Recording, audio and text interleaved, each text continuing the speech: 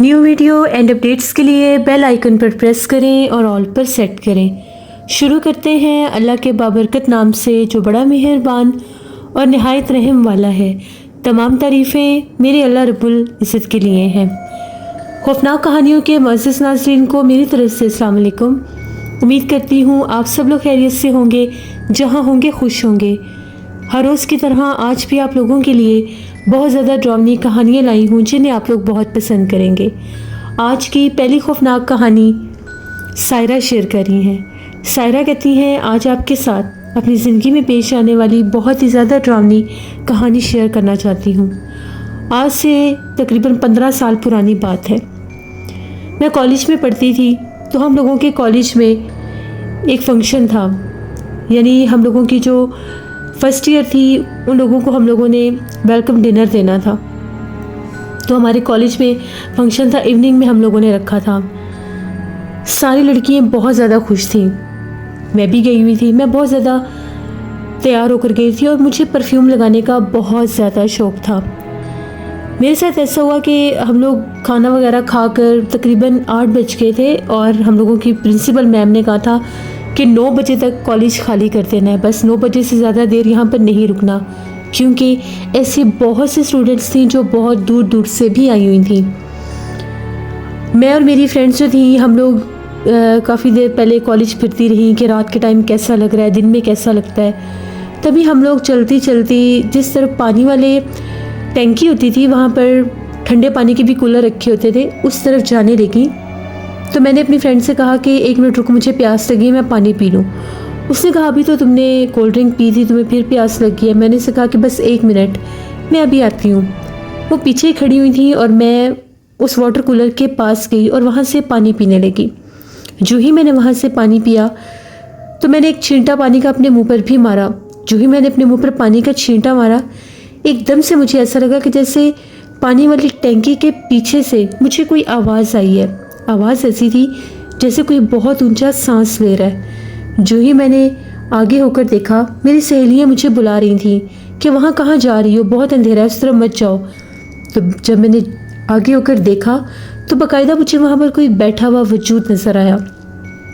उसकी कमर बिल्कुल झुकी हुई थी और उसके बहुत भयानक लंबे लंबे हाथ थे। उंगलियाँ इतनी लंबी थी जिस तरह से कोई ढांचा होता है, और इतने लंबे नाखून। मेरी चीख निकल गई कि ये क्या है, यहाँ पर कुछ है। मैं डर के पीछे हटी। मेरी सहेलियाँ बड़ी तेज़ी से आ गई तो वहाँ पर कुछ भी नहीं था। मैंने उन्हें कहा कि मेरा यकीन करो, मुझे यहाँ पर अभी कुछ बैठा हुआ नज़र आया है। उन लोगों ने कहा कि कोई बिल्ली वगैरह होगी, जल्दी चलो, देर हो रही है, कहीं कॉलेज ही ना बंद हो जाए। हम लोगों ने फ़ौरन वहाँ से जाना ही मुनासिब समझा।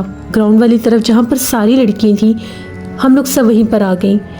अब सारा फंक्शन ख़त्म हो गया, सब लड़कियाँ घरों को जा रही थीं। मुझ समेत अभी 5-6 लड़कियाँ और बाकी थीं। मेरे भाई को मैं गलती से 9:30 बजे का टाइम दे बैठी थी। मुझे नहीं पता था कि 9 बजे कॉलेज बंद हो जाएगा। सब लड़कियाँ चली गईं, मेरे पास मोबाइल फ़ोन भी नहीं था। मेरी सहेलियाँ भी चली गईं। कॉलेज वैन तो ये थी नहीं जो सबको साथ लेकर जाती। मैं भाई का इंतज़ार कर रही थी। चौकीदार अंकल जो थे वो भी सिर्फ मेरी वजह से ही रुके हुए थे। वो हम लोगों की बहुत केयर किया करते थे। जब तक भाई हम लोगों को लेने नहीं आते थे या वैन में वो खुद बिठा कर आते थे हम लोगों को, उन्होंने कहा कि बेटा परेशान होने की ज़रूरत नहीं है, तुम इस तरफ आकर यहाँ गेट के करीबी कुर्सी पर बैठ जाओ, अभी तुम्हारा भाई आ जाएगा। मैंने कहा कि ठीक है। अभी मैं वहाँ पर बैठी ही थी कि एकदम से मुझे कॉलेज के अंदर से आवाज़ आई। मुझे बाकायदा मेरा नाम लेकर किसी ने आवाज़ दी, सायरा बात सुनो। आवाज़ ऐसी थी कि जिस तरह से हम लोगों की एक मैम थी उनकी आवाज़ लग रही थी मुझे। मैं बड़ी परेशान कि मैम तो जा चुकी हैं, मैम की आवाज़ मुझे कहाँ से आ रही है। तभी मैं क्या देखती हूँ कि स्टाफ रूम जो था उस कमरे की लाइट ऑन थी और स्टाफ रूम के बाहर मैम साइमा खड़ी थी और मुझे आवाज़ें दे रही थी। मुझे बार बार बुलाकर ये कह रही थी सायरा इधर मेरे पास आओ। मैं भी अभी नहीं गई, इधर आओ, थोड़ा सा काम बाकी रह गया। मैंने उन्हें कहा कि जी मैम मैं आती हूँ। अब जो अंकल थे, चौकीदार अंकल, वो बाहर बैठे हुए थे और मैं कॉलेज के अंदर थी। मैं फ़ौरन से भागी भागी स्टाफ रूम की तरफ गई। जो ही मैं स्टाफ रूम की तरफ गई तो मेरे सामने मैम अंदर थी। मैंने मैम से पूछा जी मैम आप अभी तक गई नहीं है? मैम कहती नहीं, बस थोड़ा सा काम पेंडिंग रह गया था, ये कुछ फाइल्स थी, ये मुझे अभी कंप्लीट करनी थी। तो मैंने बाहर देखा कि कोई स्टूडेंट मुझे मिल जाए, ये मेरे साथ तुम अभी फाइल्स लेकर आओ, इनको हमें प्रिंसिपल ऑफिस में रखना है। मैंने उन्हें कहा कि ठीक है मैम, मैं आपके साथ आती हूँ। मैम के साथ मैंने वो फाइल्स उठाई, हम दोनों प्रिंसिपल ऑफिस की तरफ जाने लगे। अब प्रिंसिपल ऑफिस जो था वो बिल्कुल मेन बिल्डिंग के अंदर था, यानी वहाँ पर हमें 2 गैलरीज क्रॉस करके जानी थी। पूरा कॉलेज बंद था और बहुत ज़्यादा सन्नाटा और अंधेरा था। मैम चुपचाप आगे चलती हुई जा रही थी और मैं मैम के पीछे पीछे। रास्ते भर में मैम ने मेरे साथ कोई बात नहीं की। स्टाफ रूम वाली गैलरी से निकलकर जब हम लोग दूसरी गैलरी में पहुंचे, उसके आगे एक छोटा सा ग्राउंड था। फिर उसके आगे प्रिंसिपल मैम वाली ऑफिस की गैलरी शुरू हो जानी थी। वहाँ पर जाकर मैम गैलरी में खड़ी हो गई और दूर से ही बड़ी अजीबोगरीब आवाज़ निकाल कर कहने लगी, सायरा जल्दी से आओ, देर मत करो। तुम आ क्यों नहीं रही हो? फिर तुम्हारे भाई ने भी आ जाना है, जल्दी करो, मेरे पास आओ और ये फाइल्स मैम के ऑफिस में रखवा दो। जो ही मैं अंदर भागी भागी मैम के साथ गई, मैंने कहा जी मैम मैं आ रही हूँ। उनका लहजा बहुत ज़्यादा अजीब था। तभी मैम प्रिंसिपल ऑफिस के बाहर पहुँच गई और उन्होंने कमरे का दरवाज़ा खोला। प्रिंसिपल ऑफिस की लाइट भी ऑन नहीं की। अंदर जाकर मुझे आवाज़ें देने लगी कि जल्दी से अंदर आओ और आकर फाइल्स रख दो। मैंने कहा मैम बहुत ज़्यादा अंधेरा है, प्लीज़ आप लाइट तो ऑन करें। मैम कहती आ जाओ, बस मैं लाइट ऑन करने ही लगी हूँ। मैं अंदर गई तो मैम जो थी वो प्रिंसिपल की चेयर पर बैठी हुई थी। उनके बाल अजीबोगरीब तरह से हवा में उड़ रहे थे। मैम ने एकदम से हंसना शुरू कर दिया। मेरे हाथ से सारी फाइल्स नीचे गिर गईं। मेरा एक पाँव दरवाजे के अंदर और एक पाँव दरवाजे के बाहर था। तभी मैम की आवाज़ बदल गई, बेहानक कहकों में बदल गई। उनकी आंखें इस तरह से ब्लिंक कर रही थी, इस तरह से स्पार्क कर रही थी, जिस तरह से उनकी आंखों से आग के अंगारे निकल रहे हैं। मैं चीखें मारती हुई, शोर मचाती हुई गेट की तरफ भागी। मेरे चीखों पुकार पूरे कॉलेज की उन वीरान सुनसान गैलरियों में गूंज रहे थे। जब मैं गेट के पास पहुंची, मैं बाहर सड़क पर भागी। मेरे पीछे चौकीदार अंकल भागे कि इसको क्या हो गया है। उन्होंने काफ़ी ज़्यादा आगे जाकर मुझे सड़क से पकड़ा और कहने लगे कि तुम्हें हो क्या गया, तुम अंधेरे में अकेली कहाँ भागी जा रही हो। जैसे ही अंकल ने मुझे वहाँ पर जाकर रोका, उस तरफ से मेरा भाई आ रहा था। मैं ऊंची आवाज़ में रो रही थी। मेरा भाई बहुत डर गया कि मैं सड़क पर क्या कर रही हूँ। वो चौकीदार अंकल को मारने लगा तो मैंने उसे बताया कि अंकल को कुछ मत कहो, मुझे यहाँ से जल्दी घर ले जाओ वरना मैं मुझे मार देंगी। उसे तो कुछ समझ में नहीं आ रहा था। मैंने चौकीदार अंकल को सिर्फ इतना कहा कि जितनी जल्दी होता है कॉलेज बंद करके चले जाएं और कॉलेज के अंदर मत जाना, वहाँ पर एक भयानक मखलूक है। बस ये कहकर मेरा भाई मुझे घर ले गया। पूरे रास्ते में मैं एक लफ्ज़ नहीं बोल सकी। मेरी आंखों से सिर्फ पानी ही बहता जा रहा था। भाई मुझे घर ले आया और घर आकर सब घर वालों को बताने लगा कि पता नहीं इसके साथ क्या हुई, ये सड़क पर भाग रही थी और इसके पीछे इसका कॉलेज का चौकीदार लगा हुआ था। अम्मी अब्बू को कुछ समझ में नहीं आ रहा था, वो कुछ गलत समझ रहे थे, मेरे से बार बार पूछ रहे थे। तभी अम्मी ने मेरे मुँह के ऊपर पानी का छींटा मारा। एकदम से वो सकता टूटा और मैंने चीखें मारकर रोना शुरू कर दिया। सब घर वाले पूछ रहे थे जल्दी बताओ तुम्हारे साथ क्या हुआ है, तुम्हें हुआ क्या है। तभी मैंने उन्हें कॉलेज वाला सारा किस्सा बता दिया। सब घर वाले बहुत ज़्यादा डर गए और अम्मी ने कहा कि तुम्हें किसने कहा था कि तुम अकेले कॉलेज के अंदर जाओ, जब तुम बाहर गेट के पास बैठी थी और तुम्हारे सामने तुम्हारी मैम जा चुकी थी तो फिर तुम क्यों गई। मैंने उन्हें कहा कि मुझे नहीं पता, वो बिल्कुल मैम साइमा ही थी और मुझे बार बार आवाज़ें दे रही थी। मैं डर गई थी कि अगर मैंने उनकी बात ना मानी तो कल कहीं कॉलेज आने पर वो मुझे पनिश ना करें। मेरी तबीयत बहुत ख़राब थी। मैंने अम्मी को कहा कि मेरा दिल घबरा रहा है, मुझे ऐसा लग रहा है कि कोई मेरे कानों को बंद कर रहा है। और ये बात बिल्कुल सच थी, मेरे कान पूरी तरह से बंद हो चुके थे। मुझे किसी की आवाज़ सुनाई नहीं दे रही थी, सब ऊंची आवाज़ में बोल रहे थे और मैं सिर्फ चिल्ला रही थी और रो रही थी। वहीं रोते रोते मैं गिरी और बेहोश हो गई। 1 घंटे के बाद कहीं जाकर मुझे होश आया। हम लोगों के नेबर्स भी आ गए। हम लोगों के घर में एक शोर बरपा हो गया। नेबर वाली आंटी ने ये कहा कि इसके ऊपर कोई दम दरूद करें, आयतल कुर्सी, दुरूद पाक, सूरत यासीन कुछ इसके कानों में पढ़कर फूंके। उनकी यह बात करना शायद मेरी ज़िंदगी उस टाइम बचा गई। जिस टाइम मेरे कान बंद हुए थे उसके बाद मेरे कानों में सिर्फ चीखें सुनाई दे रही थी, चीखें गूंज रही थी। वो मेरी चीखें नहीं थी, वो भयानक चीखें थी। तो जैसे ही मेरे अब्बू ने वज़ू करके सूरत यासीन चारों कुल आयतल कुर्सी दुरूद पाक पढ़कर मेरे कानों में फूंक मारी तो एकदम से मैंने आंखें खोल दी। मुझे ऐसा लगा कि मैं किसी गहरे कुएं से बाहर आई हूँ। वहाँ पर घुप अंधेरा था। मैं अम्मी के गले लग गई और बहुत डरी हुई थी। उन आंटी ने कहा कि ये डर गई है, इसके ऊपर किसी मखलूक का शायद असर हो गया है, जो चीज़ इसको अपने साथ अंदर लेकर गई थी। फिर मैंने उन्हें ये भी बताया कि मैंने कॉलेज की टैंकी के पास पानी वाली टैंकी के पीछे भी किसी मखलूक को ही बैठे देखा था। अब्बू ने कहा कि ठीक है, अब जैसे कैसे होता है रात गुजारो, सुबह मैं इसको किसी के पास ले जाऊंगा।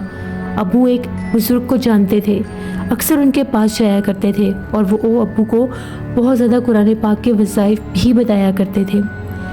वो रात कहाँ गुजरने वाली थी, मुझे बहुत डर लग रहा था। मैं अम्मी के पास ही लेटी हुई थी। तभी आधी रात का टाइम हुआ तो मुझे ऐसा लगा कि मेरे दोनों पाँव से पकड़कर कोई मुझे खींच रहा है, बाकायदा मुझे खींच रहा था मेरे पैरों से।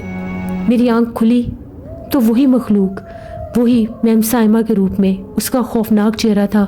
उसके दोनों हाथ मेरे पैरों पर थे और जिस तरह से वो मुझे बेड से नीचे घसीटने ही वाली थी, मैंने एकदम से शोर मचा दिया। अम्मी जागी। अम्मी ने मेरा बाजू पकड़ा और जल्दी से कमरे की लाइट ऑन की।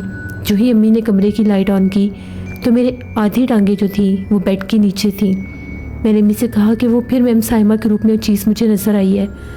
अम्मी ने अब्बू को जगाया, अब्बू भी आ गए। अब्बू ने फिर मेरे पास बैठकर सूरत यासीन पढ़ी। मैं घर वालों को बार बार एक ही बात कह रही थी कि मुझे वो मार देगी, वो मुझे कभी भी नहीं छोड़ेगी, मुझे बहुत ज़्यादा डर लग रहा है, पता नहीं मेरे साथ क्या होगा क्या नहीं। सब मुझे तसल्ली दे रहे थे कि कुछ भी नहीं होगा, अल्लाह करम करेगा। अब्बू ने कुरान पाक पढ़कर जिस तरफ मेरा बेड था उसके साइड टेबल पर कुरान पाक मेरे करीब रख दिया कि वो चीज़ मुझे तंग ना करे। कुरान पाक रखने के बाद मुझे फिर डर नहीं लगा, मैं सुकून से सो गई। सुबह 9 बजे के करीब जब मैं जागी, अम्मी ने मुझे नाश्ता करवाया। कुछ खाने पीने को दिल ही नहीं चाह रहा था। ऐसे लग रहा था कि जिस तरह से एक अजीबोगरीब खौफ है जो मेरे दिल दिमाग पर तारी हो चुका है। फिर अब्बू मुझे लेकर उन बुज़ुर्ग के पास गए। वो बहुत ज़्यादा अल्लाह के नेक इंसान थे, बहुत ज़्यादा इबादत गुजार थे। जब मैं उनके पास बैठी मैंने रोना शुरू कर दिया कि मुझे बहुत डर लग रहा है। उन्होंने कहा बेटा कुछ भी नहीं होगा, सब ठीक हो जाएगा, जो भी मखलूक है तुम्हारा पीछा छोड़ देगी।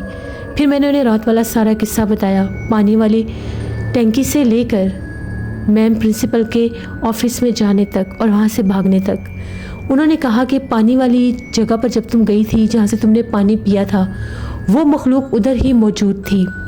तुमने परफ्यूम लगाया हुआ था, तुम्हारी खुशबू पर महवू कर उसने अपना आप जाहिर किया और जब तुमने उसको देखा उसका असर उसी वक्त तुम पर हो चुका था। उसके बाद वो इस इंतज़ार में थी कि किस टाइम तुम अकेली होती हो। तुम्हारी जो सहेलियाँ थी उन्हीं में से किसी के रूप में वो तुम्हारे साथ साथ रही है काफ़ी देर। फिर मुझे याद आया कि मेरी सहेली इरम जो थी मेरे जाने तक मुझे यही कह रही थी कि जब तुम्हारा भाई आएगा चली जाना। उसका घर मेरे घर के पास था। मुझे हैरत हुई कि इसने मुझे साथ चलने को नहीं कहा, वो चली भी गई और मुझे साथ लेकर नहीं गई। लेकिन गेट से निकलते निकलते वो अजीबोगरीब नज़रों से मुझे देख रही थी। पता नहीं शायद वो इरम के रूप में मेरे साथ थी। उसके बाद वो मैम साइमा के रूप में उस मखलूक ने मुझे बुलाया। वो बुज़ुर्ग ये कह रहे थे कि अगर तुम बर वक्त वहाँ से ना भागती तो वो तुम्हें जानी नुकसान भी दे देती। जब वो तुम्हें अपने करीब बुला रही थी उस वक्त उस टेबल के पास उसका हिसार था। अगर तुम उसके हिसार के अंदर पाँव रख देती तो तुम्हारी चीख भी किसी को ना सुनाई देती, फिर तुम उसकी दुनिया में चली जाती। उन्होंने मुझे हिफाजत के लिए एक तावीज़ दिया और ये कहा कि 3 दिन रात को कमरे की लाइट ऑफ नहीं करनी, किसी सूरत भी तुमने अंधेरे में नहीं रहना। जब तुम अंधेरे में जाती जाओगी वो मखलूक ज़ाहिर हो जाएगी, वो सिर्फ़ और सिर्फ रोशनी से डरती है। और ये जो तावीज़ तुम्हारे गले में है अब वो तुम्हारे जिस्म पर वार नहीं कर सकेगी, लेकिन 3 दिन वो तुम लोगों के घर चक्कर लगाएगी। वो आएगी किसी न किसी तरह से। आप लोगों ने अपने पास हर सूरत कोई लालटेन, कोई मोमबत्ती, कोई दिया रोशन रखना है। अगर लाइट चली जाए एक लम्हे का भी अंधेरा नहीं होना चाहिए। उन दिनों में वैसे भी मौसम ठंडा था, सर्दियों के दिन थे तो लाइट तो जाती भी नहीं थी। जैसे हम लोग घर वापस आए रात 11 बजे लाइट ऑफ हो गई। तभी अब्बू ने पहले से ही बंदोबस्त करके रखा था। मेरे कमरे में फ़ौरन से इमरजेंसी लाइट ऑन हो गई।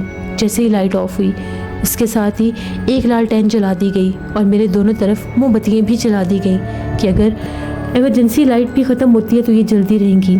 5 मिनट भी नहीं गुजरे तो इमरजेंसी लाइट की जितनी भी बैटरी थी वो ख़त्म हो गई।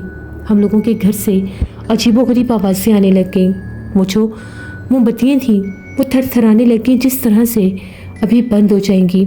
लेकिन अल्लाह का शुक्र है अब वो मुसलसल मेरे पास बैठकर कुरान पाक पढ़ते ही जा रहे थे। वो मोमबत्तियाँ नहीं बुझी, लेकिन मेरे कमरे में वाज़ेह तौर पर बहुत तेज़ हवा भी चल रही थी, क्योंकि वो मखलूक अंधेरे में ज़ाहिर होकर मुझे फिर से डराना चाहती थी। 3 दिन लगातार अम्मी अब्बू ने मेरी बहुत ज़्यादा हिफाजत की। वो रात रात भर जागते थे। अगर अम्मी सोती थी तो अब्बू जाग जाते थे, अब्बू सोते थे तो अम्मी जाग जाती थी, लेकिन वो लोग मुझे जागने नहीं देते थे। उन 3 रातों में वो मखलूक मेरा नाम पुकारती रही। मुझे आवाज़ें आती थी, लेकिन बहुत दूर से आती थी और बहुत मध्यम आती थी। ख्वाब में भी मैं देखती थी कि जिस तरह से मैं कॉलेज में ही हूँ और वो मखलूक बहुत कोशिश करती है मेरे करीब आने की, लेकिन जैसे वो मेरे करीब आने लगती है सेंटर में एक आग की लाइन जल जाती है और वो दूसरी जानिब रुक जाती है और मेरे करीब नहीं आ सकती। 3 दिन गुजर गए। 3 दिन के बाद हम लोग आमिर साहब के पास फिर से गए। आमिर साहब ने जब पढ़ाई की, दम किया, तो उनका ये कहना था वो मखलूक आपके घर से जा चुकी है, लेकिन अभी 21 दिन ये कॉलेज नहीं जाएगी, उस हदूद में पाँव भी नहीं रखेगी। अगर ये जाएगी तो वो मखलूक इसको नुकसान देगी। चौकीदार अंकल ने अगले दिन वो बात कॉलेज में भी बता दी। मेरी बहुत सी फ्रेंड्स मुझे मिलने भी आईं, यहाँ तक कि मेरी टीचर्स भी मुझसे मिलने आईं। जब मैम साइमा आई, मैम साइमा को देखकर मैं बहुत डर गई। मैंने रोना शुरू कर दिया। घर वालों ने मुझे प्यार से समझाया कि तुम्हारी मैम है, इस तरह से मत करो, ये वो मखलूक नहीं है। मैम ने कहा कि मैं तो उस दिन शाम को ही चली गई थी जिस वक्त तुम लोगों का फंक्शन शुरू हुआ था। घर वालों ने मैम को बताया कि आपके रूप में से वहाँ पर वो चीज़ नज़र आई है। वो इस चीज़ को सुनकर बहुत ज़्यादा डर भी गई और थोड़ी सी शर्मिंदा भी हुई कि उनके आने से मैं थोड़ी सी डर गई थी, लेकिन बाद में मैं नॉर्मल हो गई। फिर भी उस तरह से मैं उनसे बात नहीं कर सकी थी। 21 दिन भी गुजर गए। 21 दिन के बाद मैं फिर उन बुज़ुर्ग के पास दम करवाने गई तो उन्होंने कहा कि अभी कॉलेज जा सकती है। लेकिन जब भी मैं उस कॉलेज में पढ़ने के लिए जाती थी मेरी तबीयत ख़राब हो जाती थी। हमारी क्लास में जितनी भी लड़कियाँ थीं सभी मेरी फ्रेंड्स थी। उनमें से मुझे अक्सर ऐसी भी लड़कियाँ नज़र आती थी जो पहले हमारी क्लास में नहीं थी। पता नहीं वो कहाँ से आ जाती थी और सिर्फ वो मुझे ब्रेक टाइम में ही नज़र आती थी। फिर मैंने वो कॉलेज छोड़ दिया। मैंने प्राइवेट एग्ज़ाम्स दिए, उसके बाद मैंने दूसरे कॉलेज में एडमिशन लिया। ये मेरी एक ऐसी कहानी है जिसे मैं कभी भी भुला नहीं सकती, फरामोश नहीं कर सकती, जो मेरे ऊपर बीती और मैंने आपको सुनाई। बहुत शुक्रिया सायरा आपका। मिसेस बिल्कुल स्कूल, कॉलेजेस, यूनिवर्सिटीज़ के बहुत से हिस्से असरदा होते हैं और रात को जब वहाँ पर पार्टीज़ फंक्शंस होते हैं तो वहाँ पर जब स्टूडेंट्स बन संवर कर और परफ्यूम वगैरह लगा कर जाते हैं तो बहुत से पोजेस्ड हो जाते हैं। इसीलिए कहते हैं कि रात के वक्त कभी भी ज़्यादा परफ्यूम नहीं लगाना चाहिए, अपनी हिफाजत करनी चाहिए। ये थी आज की खौफनाक कहानी। अपना फीडबैक मुझे ज़रूर दें, आप लोगों को कैसी लगी। आप लोग भी अपनी खौफनाक कहानियाँ शेयर कर सकते हैं डिस्क्रिप्शन बॉक्स में दिए गए ईमेल आईडी joshinmir57@gmail.com पर। इसके अलावा आप लोग मुझे कमेंट बॉक्स में भी स्टोरी शेयर कर सकते हैं। हॉरर स्टोरीज़ उर्दू पर मैं कल स्टोरी पोस्ट करूँगी, उसको भी विज़िट करिएगा और सब्सक्राइब करिएगा। स्केरी उर्दू टेल्स मेरी सिस्टर का चैनल है, उनको भी जाकर सब्सक्राइब करें एंड सपोर्ट करें। अपना बहुत सा ख्याल रखिएगा, अपनी ढेरों दुआओं में मुझे, मेरी फैमिली, मेरे पूरे पाकिस्तान को याद रखिएगा। Thank you for listening my stories. Stay blessed. अल्लाह निगहबान।